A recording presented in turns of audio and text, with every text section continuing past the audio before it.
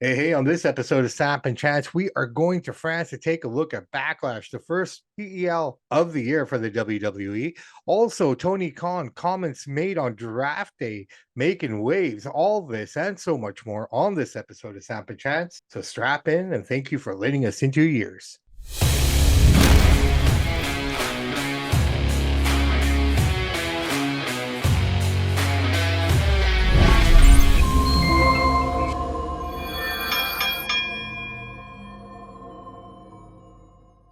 Hey, everybody. Welcome back to another episode of Samp&Chance. It's been a crazy week in wrestling, and I don't want anyone else to break it down with me except my man with the master plan, Mr. Chance Michaels, AC/DC, Iron Maiden represented in full effect. How are you, my friend? I'm doing good. Yourself? Oh, awesome, brother, man. Before we get started, tell me a little bit about that. Is that Hank Williams behind you? Yeah, one of my heroes since I was a kid, Hank Williams Jr. The man Nice, himself. man. Very Yeah. cool. Very cool. Very cool poster there, man. Very modern, but retro. Does that make sense? Yep. Very cool. Very Yeah. cool. Nice piece there you got there, man. Not bad. All right. What do you want to? Who should we blast first? AEW or WWE? Well, I'm gonna blast both of them. I hate Well, to no, do well, it, that's but what I'm saying. Who do you want to blast first? I got a lot to say today, brother, man. Who let's should we let's start go? with AEW because we do a little more WWE. Let's switch it up. All right, so let's start it up with AEW. Should I blast first or should you blast first? Because You, we haven't you really talked. you kick it off. All right, let's do this. All right, so here are the issues that I have with AEW this week. Number one, Dynamite. A brand new champion, not named Moxley, Jericho, Omega, anyone with any kind of a name. You have a new guy in there, new blood. This is the direction you're going in with Swerve. First Strickland. And I was really happy with him winning the title. But this is where my issue with AEW comes into play. You have a lot of talented guys back there, but no one knows how to book, in my opinion. Now, Absolutely. the reason I'm saying this is Swerve, you won, man. You're new champion, right? I mean, Which I'm outside glad Samoa Joe the belt's off him. He doesn't need the belt. He's too old. He's had his time. 100% I agree with you, but this is the first guy outside of Hangman Page, in my opinion, that they've put this belt on that didn't have a name coming into the promotion. Fair? Yeah. So this is a guy you want to build the company around now, which is what they should have done in the beginning, right? I get it. You put it on Jericho in the beginning because you're trying to build up the company. Then you put it on Moxley. I get that. But after those two guys, maybe Omega, after Omega, you should have distributed. MJF was probably the closest that they got, right? But nobody knows where he is anymore. He did make a sighting. We'll talk about that at the end. But here's the problem I had with all of this on AEW on Thursday or Wednesday, sorry. Swerve came out for a fight. He didn't come out. Like, in my opinion, you should have brought him out, should have had the confetti, should have had him make a speech. Why did you hold off? Your poster's falling back there, bro. Hank is falling down a little. Yeah. Even he doesn't like it. What happens when the woman puts it up? Dang, and there he goes. There he goes. Live TV here. So like I was saying, the problem I have is the fact that Swerve did not come out and say a word. He just fought. Like, that's just silly to me. Yeah. Celebrate your new champion, especially on the show after. That's what I tuned in for. I wanted to hear what he had to say. I already know what he can do in the ring.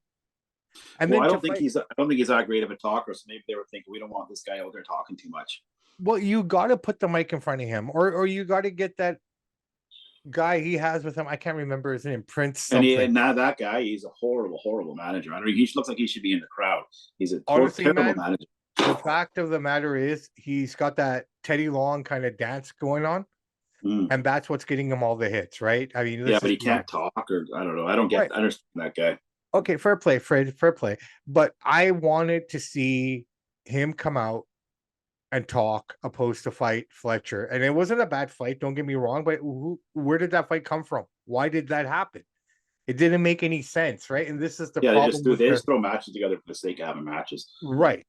So that was my biggest turnoff from that whole thing. To have him come out on the Saturday on Collision to talk is stupid, in my opinion. He should have talked. He should have opened the show, had the confetti, blow it up. This is our new guy. Let's go. Yeah. Let's go. I would have appreciated that. I don't care how bad he might be on the mic. If you're going to be world champion, you have to talk too. That's a part of the gig, right? I mean, how many guys do we know that are so talented on the mic but can't do shit in the ring? But their persona their attitude and the way they speak carries them, right? They kind of overshadow it. But in this case, you're not doing that. So well, Tony Khan books it from the mentality of this will be a good match. We don't need a story. Let's let these two guys go out there, flip and flop around. That's kind of how he sees it. He books like he's a IWC blogger. 100%. Okay, now here's the second thing I had issue with AEW this week. So Tony Khan takes his first bumps, gets beaten up by the Elite and Okada and all of them. And Jack Perry throws the first punch at him. You can see, I don't know if you see it the way I'm perceiving this, but I almost get a NWO kind of storyline being done here. No, I don't see that at all. Because these are little. He's trying that, but these are all little guys, not even up to Hulk Hogan's chest. I get that. Neither was Eric Bischoff. But what I'm saying is I almost get the feeling that this is what they're building towards, where Khan's. But at least with Bischoff, he felt tough. A black belt and karate. Tony Khan is just a geek. And I get that he's trying, but they're trying to do that angle. But these guys are not even 1/10 of cool as NWO will ever be. I get that. But I believe this is the story that they're going to. He's trying that. Yeah. Right. And don't be surprised if you see Tony Khan turn and become a heel at some point here. That's all I'm trying to say. Yeah. I don't know if that's what they have in their mind, but the way I'm watching this and seeing it unfold, you got, Jack Perry now there and what have you joining these guys, beating up Tony Khan. That hasn't happened in the 5 years that this company's been around. Right. Yeah. So, to throw that in there. Now, this is where I have the problem with it. Tony gets beaten up. That's great. You got your story. He shows up the next day at the draft with the neck brace. And I had no problem with that. You're selling the story. But here's the thing, man. If you're going to sell this story, bro, and I take this from our man, Mr. Brusso, bro, straight up, like, you shouldn't be moving your neck. I know. Sell the story. Sell the story. That's the problem I had with that. That just makes the gimmick look really bad. And if you're trying to attract NFL fans that don't like wrestling, that's not going to help you. No. Yeah, he was taking, I get it, what he's trying to do. He's trying to have a little bit of attitude. He's trying to show I'm not the weakling on the playground, but you guys can keep pushing me around, making me look like a fool. The problem is he's trying the NWO story. He's a weakling. We all know that. Perry, Okada, Young Bucks, come on. These guys aren't a tough crew. So at least with Hogan, Hall, and Nash, these guys kick your butt. You looked at them like, wow, these guys are amazing. You look at these guys, they look like your next door neighbor.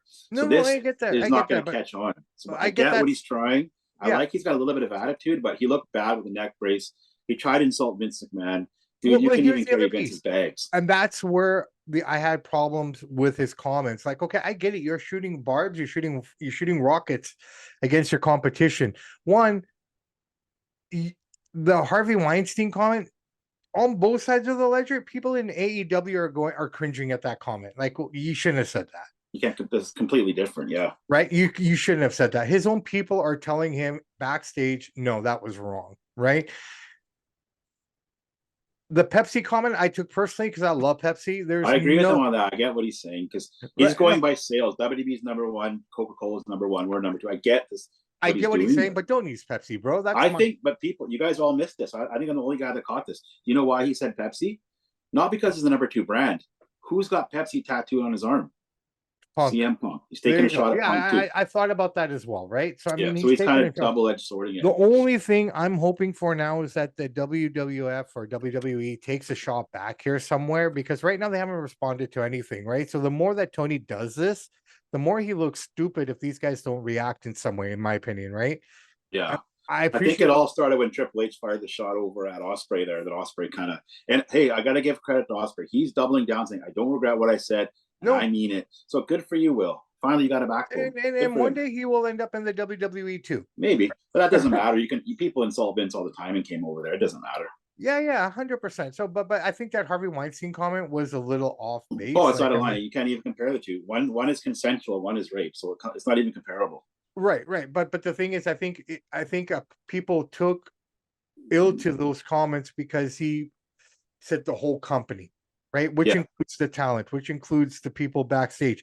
One man was involved in that. Two men, maybe three, were involved in that whole situation, right? Exactly. None of the talent was. It was people that were outside of the ring, inside the towers, dealing with all that stuff. Anyways, those are my gripes with AEW this week. I mean, the only thing I know, everybody's like Eric Bischoff, everybody's attacking Tony Khan. That was a horrible angle.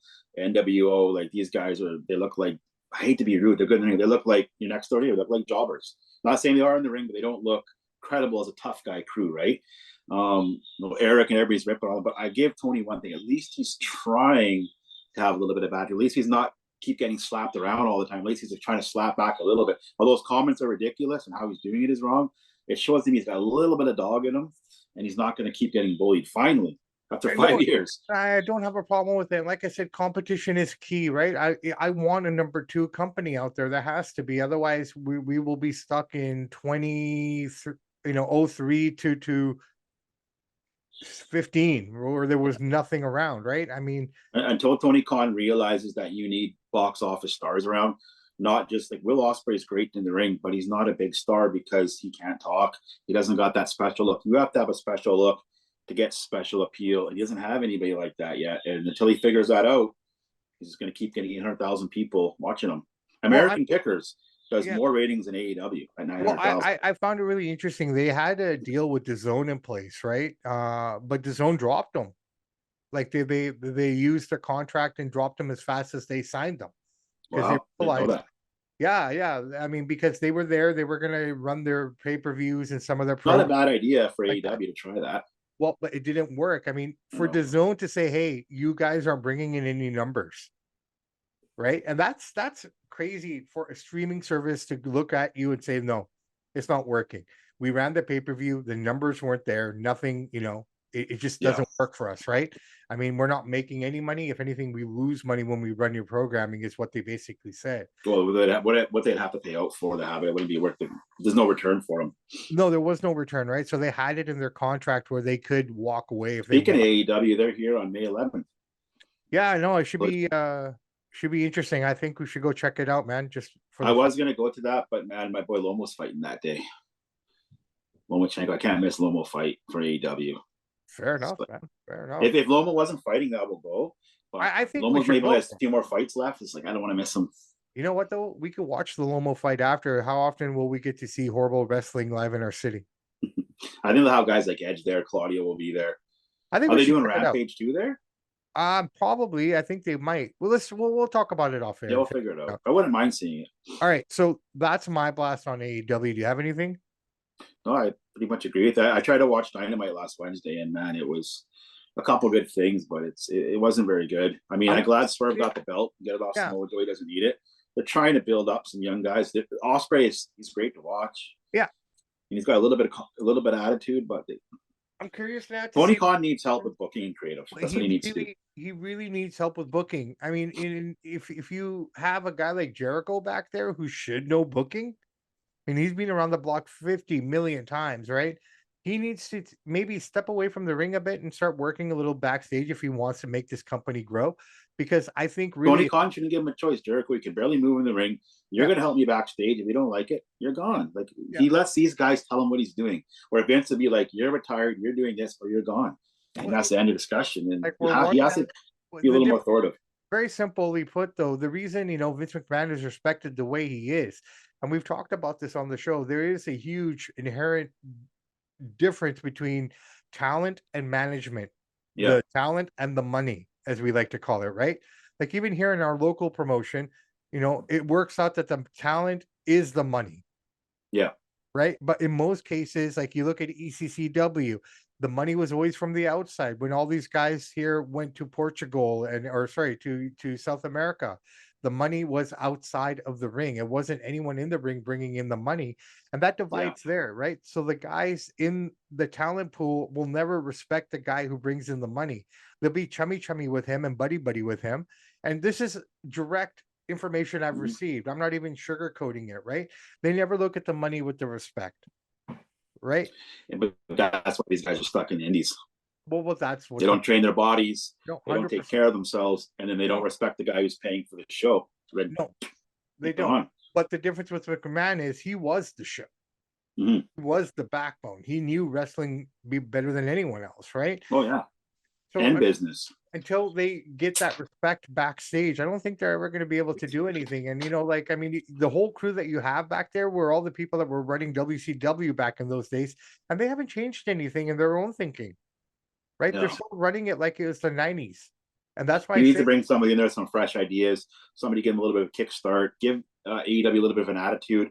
It's more of like wrestling for nerds, so to speak, and he needs to get a little bit of a backbone. And the worst thing for AEW right get now, some cool guys in there, basically what I'm saying. right? But over time, let's see what they do, right? But I mean, right now, it doesn't bode well because I get the feeling with WWE now dropping their PG stuff as it's slowly being dropped now. This is not going to bode well for the other side because the one thing that they had was the color, was the language, was all this stuff that it kind of reminds you of WCW when they started on their trajectory. They were breaking all the rules, everything that WWE couldn't do. But once they switched on the Fed side, this is when shit started to go downwards for the other team, right? So Tony Khan's window short here, man, because if WWE starts to pick up steam with what they're wanting to do now, he just needs help with creative, get some writers in there, some more creative people, step back a little bit. You can have the final say. Stop booking every match, every angle, because you don't really know what you're doing. Hire some adults, let the pros be the pros, stand back, give your stamp of approval, and see what happens. All right. Well, you know what? I think we've dug enough on them. Yeah. Ready to blast WWE? Do it. All right. You want to blast first, or should I go first? Yeah. The first thing I have to say about Raw yesterday, one of the worst things I've ever seen in Raw history happened last night. I don't know who booked them. I'm not going to say it's Triple H because it's a team of them. I don't care if it's Bruce. Whoever booked this segment, you take the most popular football player in the world, Patrick Mahomes, in Kansas City, and I love Logan Paul, but you book him as a heel. The crowd didn't know what to do. Nobody knew what to do. That was one of the most bonehead things I've ever seen in Raw. It was just Mahomes is a good guy. He's not a bad guy. He's not Michael Vick. He's a good guy. People love this guy like Tom Brady, and you made him a heel. It's giving Logan Paul the rings, and it was horrible, horrible booking. Cool to have him. Should have put him as a face. He's not a bad guy. It didn't work. The crowd didn't know what to do, and they got ripped on that. And right now, everybody's pro WWE. They're singing their praises, but they got ripped. And I'm ripping them too. That was terrible booking, whoever booked that. A big, big flub. And the next thing I got to say, that main event was a complete stinker. You're going to tell me I'm going to wait 3 hours to watch Andrade in a 6-man tag match? That's garbage. Another thing, Nia Jax comes out there. What does Michael Cole say? Even though she's on SmackDown, the draft will kick in next week. What's the point of having the draft if she's still on Raw? Well, I mean, because it was bad. The reason scratching my head. It was one of the worst Raws I've seen booking wise in a long, long time. It was horrible. Yeah, I know. I agree with you. I wasn't going to go there, but I'll say this about Patrick Mahomes. I think that whole angle happened because of the fact that he is a product guy for Prime. You know what I mean? Like he's sponsored by Prime. Yeah, I think he's Logan Paul's good buddy, but still, man, you don't have to make him as a bad guy. It wasn't cool, and he looked kind of odd doing it too. Because he's such a nice guy. He's a good guy. He didn't look mean doing it, right? No, but I mean, it's just kind of like I could see it being the sponsor thing. Now, in terms of the draft, this is my blast. I thought this was a stupidest draft in the world. Oh my god, dude! Reason. All I have to say is, apart from maybe a handful of mid-carders moving from one brand, everyone who got drafted was already where they were supposed to be. So, yeah, exactly. So here's a question for you. Let's say these are the top 5 guys roughly. Randy Orton, Cody Rhodes, Drew McIntyre, Logan Paul. Guys like these are the top 4 or 5 guys, right? CM Punk. Why are they being drafted first? Why are they going in the 3rd round, 4th round? You don't see the best players in NFL going 4th, 5th round. The best players go first. So the way they had it, 5th round pick, 6th round pick, 3rd round pick. Some of the best guys went in the 2nd or 3rd round. They should be going first. It was just weird. Think, but just made you think, right? That's just the way they were trying to sell it. I said it before this for years. The draft is a waste of time. Drop the draft. It's outdated. It's boring. So hopefully they get rid of it. It's not needed. You can just switch people up and say you go here, or just have it one big happy family where you just move people around. And another thing that I don't know if people notice this, now that WWE is going to Netflix with Raw, they took their most prestigious belt, their supposedly most prestigious guy, and they threw him on USA, the Fox network, for SmackDown, because they're trying to keep them happy and get another contract for SmackDown. And they kind of, you guys can have Damian Priest because we're going to go to Netflix. We'll give you Cody Rhodes on Fox. So they're doing that too because they're thinking about re up with Fox and getting more money. So I get that. Yeah, but horrible. I mean, let's see where they end up. Maybe SmackDown ends up on Netflix too at some point here, right? So I think because that contract is up. I don't know where they're going with SmackDown. But how do you know what another thing is like Andrade was a mid carder, low carder at best before in WWE. Same thing with AEW. He was a non-commodity there. Now he's back, and you're putting him in the main event. The guy is not a main eventer. I don't care if he married Charlotte Flair. I think I that just main don't get event it. was just kind of thrown together at the last minute because first off, okay, outside of DIY and Candice LeRae, they were moved over to SmackDown. The only reason that happened is because they're all married. You know what I mean? So they try to keep families together. Yeah, Other I get than that. I mean, but other than that move, outside of that, I mean, you get EO Sky and their crew, Damage Control, coming over to Raw. You have LWO coming over to Raw, right? So really, outside of those moves, every single move, that person was already on that brand. I guess Cody Rhodes is the biggest move of them all, right? Well, no, well, here's the thing: the champions were saved; they weren't touched. They can go back and forth. Well, no, they can't go back and forth. They weren't in the draft; they were Yeah, protected, right? So if you wanted to see a Cody flip over to Raw or whatever the case may be, that wasn't going to happen because all the champions were protected, right? Um, but I think the best segment that I saw last night was Damian Priest and Punk's interaction. That was probably the highlight of the show for me. It was thanks fun. for bringing that up. So another thing, Drew McIntyre goes to chase Punk up on the press box. Yeah. Punk ends up in the ring. Yeah. So Punk's sitting down there, crying on the microphone again, whining and stuff. Drew's up in the crowd or in the press box. Why didn't Drew come back down and chase him? So all of a sudden you give up the chase because Punk gets into the ring. It was some bad booking last night. It was a bad night. I mean, you can't, you know what? I mean, you can't. I know it's wrestling, so it doesn't have to make sense. But if you're this big bad guy and you're chasing the guy around, and the guy shows up in the ring and you just give up the chase. Okay, I'm gonna disagree with you there. I agree with you, but I disagree with you. I mean, WWE we should not be saying bad booking, right? In terms of the chase and all that, just a bad segment. They had an off night. I'll give it to them. Oh, big right? time. Right? And it happens, right? I mean, the things that like I said before, you book a show every week. It's not always 100%. I'm not shitting on that, but we are here to tell the people what we think, right? Straight up, it was a horrible show. And on top of that, it was a go-home show for a live event that's coming up. Speaking of that, there's no hype for Backlash at all. Well, I mean, if you really look at this whole weekend coming up, we have some pretty cool, when we get into the boxing side of stuff, we got some exciting stuff that we're going to be talking boxing's about cooking right now. But here's the deal, man. I'm just going to point this out here and we'll expand on it on the boxing show. Canelo Munguia doesn't have that feel of a Canelo fight. Maybe it's early in the week still. No, because Munguia is relatively unknown, even though his record's great. He doesn't have that star power. I get it. But you look, UFC 301 is this weekend as well, right? It doesn't feel like an electric weekend. You know what I mean? Does that make sense? Maybe not yet. Maybe it's still early in the week. But for me personally, I'm just looking at what's on the docket. You got UFC 301, you got Backlash, you got Munguia Canelo. It just doesn't feel like, maybe I'm wrong. Maybe it's just because, we're just so deep in this stuff and we're always reading it. We're kind of no, this is not. Yeah, I know. Yeah, UFC 301. Like, yeah, you're right. With Canelo fight, WWE's in the morning though, so they won't go up against any of that. Yeah. And the UFC's in Brazil, right? So I mean, they'll time everything where we can watch it all. But you look at all the cards in general, it just doesn't have that punch that I normally feel on a weekend like this, right? But anyways, very quickly, we might as well get into Backlash. Let's do a quick preview of the show. In no particular order, my friend. Let's just start with this: the undisputed WWE Universal Championship, Cody Rhodes versus AJ Styles. Obviously, Cody's going to win. I think this will be a good match, though. These guys, it'll be a good match. I think it's going to be fun. I think it's going to be interesting. But you know what? Obviously, Cody's going to win, right? I mean, yeah. AJ will push him a little bit. He's a better athlete, a little stronger, a little faster. And Cody isn't that great in the ring. But it should be a good match. I think it should be fun, right? And like I said, and here's another thing I didn't bring up about Cody. It's kind of boring as a champion. In this case, I see it as the chase was better than the catch. The story was great. Now that he's got it, it's just like, It's kind of like the tires are deflated. Let's give it time. We're only 1 month in, right? I mean, I'm just saying it feels like this is the Cody Rhodes of before. It's kind of boring. It's kind of stale. Chasing this, the whole segment was great. Chasing him.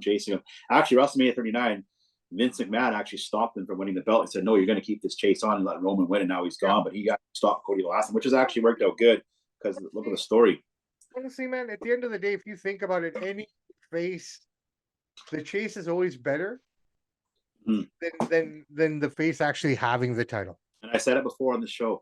Cody, if you watch that reality show he had with his wife, he's not a very nice guy. He's not a very good guy. He's better off as a heel. He's trying to be a nice guy, but he's naturally a bit of a jerk.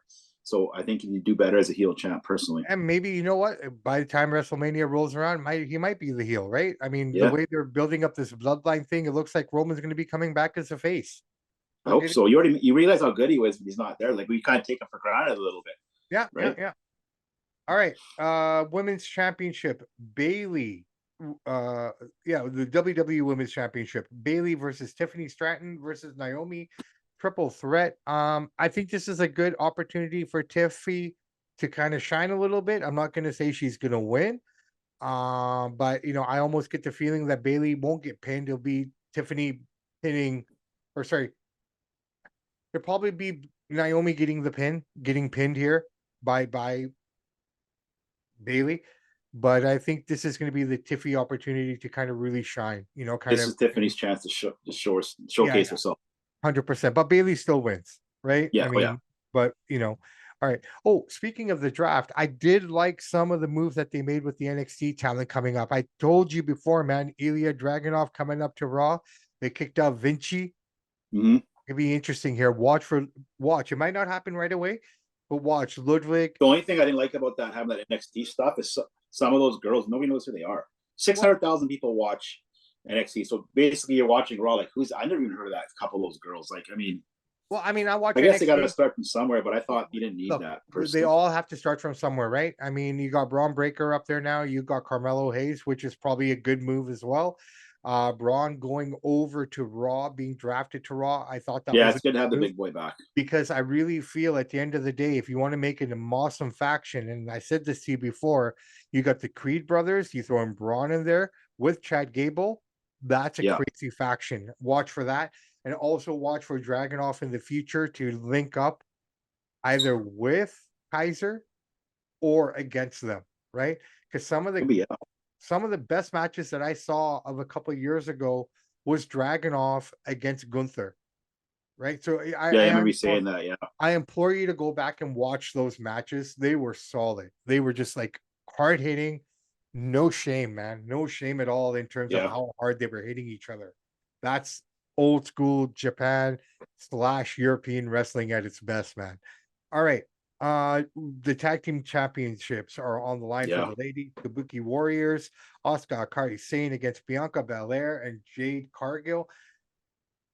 I almost have a feeling that they're going to throw these titles on those. I like the team of Bianca and Jade Cargill. That's a good team.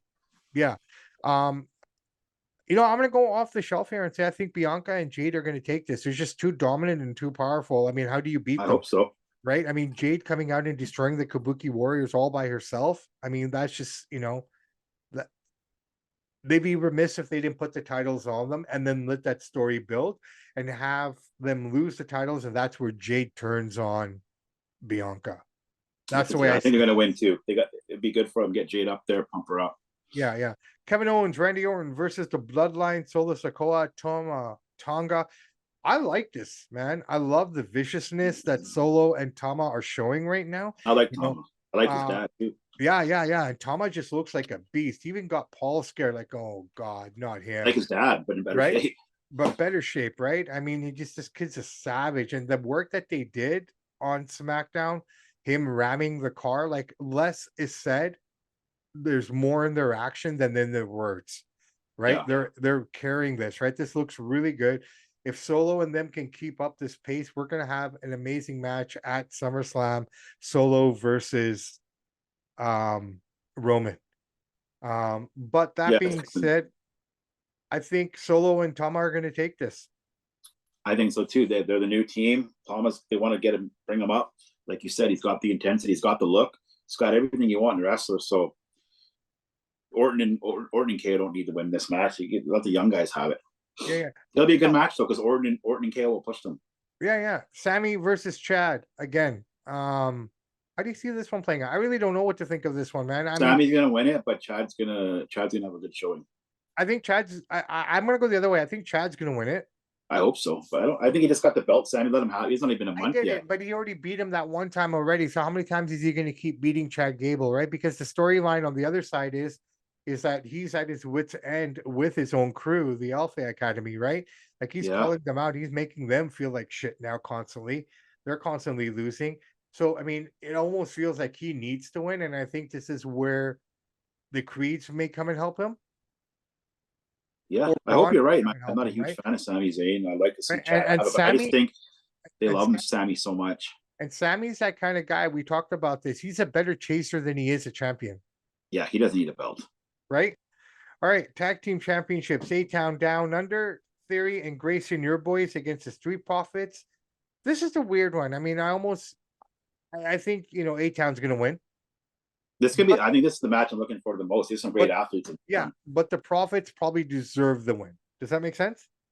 I would say yes, just but only in the sense that I'd say no, only because Austin and Grayson just got him, just Yeah. coming off WrestleMania. So Street Profits will get it. I think A-Town Down wins it here, but eventually Street Profits will be the champs. This is going to be a great match. These are four great athletes. I'm looking forward to it.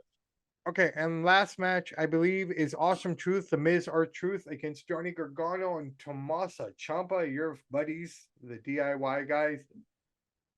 We're seeing a heel turn here, man. My Um, first thoughts on this match: this is the bathroom break, guys. You got to get a drink. You got to go to the washroom. This is a stinker. But I think DIY is going to take it. They some reason they love the new regime loves this Johnny Gargano guy. It looks like my guy that cut the grass the other day. yeah, They seem to love him. So well, I think DIY I takes it. I think the other way, I think Awesome Truth retains, and this just builds up that story from last week when they had their match and they lost. Johnny went to shake their hands and they all shook hands, but Samasa left the ring. So I think we're going to build off of that. I think the four of these guys, because they are on SmackDown after this pay per view, right? So Mm-hmm. I think between Candice LeRae turning heel and the other girl with her, those two turning heel already. You have Tomasa turning heel. These guys were a great heel faction down in NXT when they were all together. I almost Mm-hmm. see that happening again. Yeah. Then you Eventually. bring up NXT. Like I understand you need a training ground like AHL, WHL, but when you're watching Raw and you're seeing, remember only 600,000 people watch NXT. So most people don't watch NXT. Only the hardest of the hardcores watch it. So when you're seeing some men and women out there, you've never heard of these people, and they're making you watch. And I get it, they're trying to bring them up and stuff, but it's just like I didn't like that about the draft. They're all sitting there, and this girl got drafted. Nobody knows who they are, and yeah, just didn't like Raw. Didn't Well, like I how mean, it felt. okay, I'll look at it this way. Let's just break those down very quickly. It said Blair Davenport, she's been injured a little bit, but she is, Never heard of her. well, I watch NXT, Because I right? mean, the hardest of the hardcores know who she is, but 600,000 people Yeah. in North America. And we have what 500 million when you Yeah. combine Canada and America. So I tell 600,000, you, barely anybody watches it. when Alexa Bliss got drafted, no one knew who she was. Yeah, and I'm not saying they won't be good, but you don't No, got to ram it down our throats on Raw. This is why 1.1 million people turned off Raw since The Rock left. There's nothing to draw those people back. I get it. You want to see The Rock.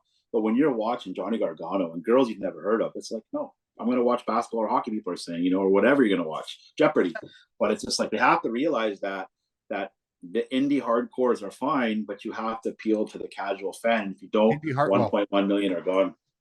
Candice LeRae's tag team partner is Indy Hartwell. Thank you for reminding me. You know what I mean? So Yeah, I get it. But like I said, I mean, in every I've process, you noticed have something to. with Raw, this new regime, whoever's booking it, they're going a lot more indie style, a lot more of the little guys, a lot more people you haven't heard of. And that's cool and all for the hardcore. The guys are going to melt up on the internet. But for the regular Joes, click and 1.1 million people says it all. People are going to choose what they want to choose, man. But like I said, But it's like they're driving people away. Like, give us a big guy, give us a star, give us something. Like, we don't need to see Andrade and Johnny Gargano. These are NXT guys at best, and if you're being nice, they're bottom of the barrel on Raw. They're not main eventers, but they're throwing them down our throats, and it's just like it's not believable, and it just doesn't make sense. So hopefully they realize that when they notice the ratings. Hey, we gotta, even if you get half of the people that turn the Rock off, is your number up big time, right? Something they gotta do something. well, I'm sure they'll figure it out. I'm sure they realize it if we're talking about it as well. But I mean, at the end of the day, how many times can you keep throwing the same four guys out there? People get sick of that too. No, I know, but give us a believable athlete. Johnny Gargano is not believable. Sami Zayn is not believable, right? Who's believable then? Right now on the roster, in your opinion, who's believable? Oh, lots of guys. Austin Theory, Bronson Reed, Braun Strowman, somebody like that. But Okay, they're well, sitting there talking. Drew Braun McIntyre, okay, somebody well, like that. Braun's back. Drew's kind of tied up with this Punk nonsense, right? So let's see what they do. Let's see what they There's do. another thing though. I heard a good point on one of the callers on Series X, and he said the reason why we're seeing so much watered down talent, AEW, WWE, whatever you want, is because there's so many shows now. So letting people on the show who never would have been on the shows if you didn't have Raw, SmackDown, Collision, Dynamite. There's so many shows. So you're letting in a lot of people that should be in the crowd out on the mat, and it waters it down. So it's like expansion in hockey or football. The more expansion you get, the less quality talent you're getting because you're letting in guys that should be Talked let in. about this time and time again, right? Like I said, Raw should only be 2 hours, right? I mean, at the end of the day, it all comes down to numbers and making more money, right? And that's the shitty part of it. It doesn't matter if you're AEW or No, WWE. I'm glad they want to make money, but if they want to get a new audience and grow the audience, No, they're not no, growing the audience. They're just hey keeping man, it I flat. get you completely, but it comes down to that whole that analogy that I came up with a couple of weeks ago. Like I'm sure the NHL would love to have a bigger ice surface because it'd be much better hockey, right? The bigger the guys get, like if you think about it, the ice surface hasn't changed, but the body shapes of everyone else has changed, right? I mean, even in the NBA, the guys are bigger. I mean, the smallest guy would have probably been considered the biggest guy 20 years ago. Yeah, but they made In a the game lot a of lot ways. safer. You can't bump and bang anymore, so it's actually safer. I'm sure it is, but at the end of the day, if they had, that's why Olympic ice hockey is always so much more exciting because there's more movement, there's more space to move around. But you'll never see the NHL take out the first two rows to do that. Well, There's that and you don't lost. really hit in Olympic hockey. North American hockey is about hitting and banging. They don't do that in European hockey. No, I get it, but for safety and everything as well, in my opinion, if you have a little bit bigger of a surface, you'll see less injury. You can still Yeah, bang and clang, but just like, anyways, that's I get neither what here you're nor there. saying. All right, brother man, All we right, had a bash here. We beat everyone up. We told it like it was. kept it fair though. We a little bit of AEW, a little bit of everything. We didn't pick sides. 100%. It's all Everything we is see it. there. All right, so we have Backlash. This is going to happen at 10 a.m. Pacific. Okay, guys. So just remember this. This is a lunch brunch type of show. It's okay because you can get that out of the way. It's just at an awkward time of the day. All that being said, guys, let's wrap it up here and hope that we have a good show this Saturday with Backlash, and hopefully someone's listening to us and we have a better Dynamite as well. On that note, my name is Bobby Sampson. His name is Mr. Chance Michaels. And in the words of the great ACDC, those that download and like and subscribe to the podcast, we salute you. We do salute you, and everyone listening. If anyone's shitting on you, if anyone doesn't like your idea, if people are talking bad about you, that's because they hate themselves. So don't take it to heart. Keep grinding, keep working hard. You will get there. We promise. I mean, that's the only way to do it. Samp&Chance. Well Samp&Chance are out.